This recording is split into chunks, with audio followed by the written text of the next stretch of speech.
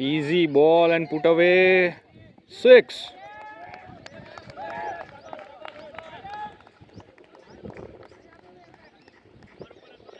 રાહુલ મકવાનાએ 6 મારી છે.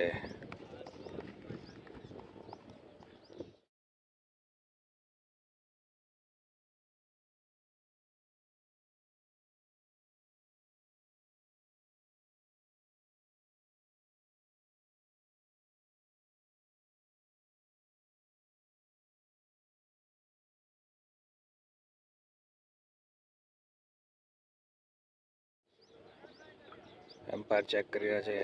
No ball. Rahul ji ने यहाँ पे बढ़िया स्क्वायर लेग के ऊपर एक छक्का लगा दिया है. एम्पायर नो बॉल આપી રહ્યા છે. यस. नो बॉल और 6. अभी 3 बॉल शेष.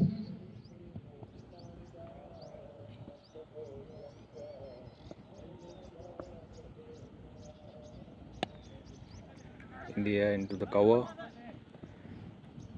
ફિલ્ડર બહુ ધીમે ધીમે આવી રહ્યા છે. 1 રન કમ્પ્લીટ થઈ ગયો.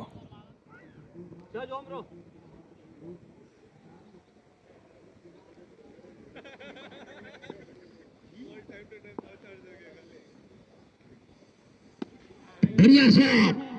6 रन की तरफ जाते हुए 6 रन. बहुत ही बढ़िया शॉट राहुल मकवाना द्वारा.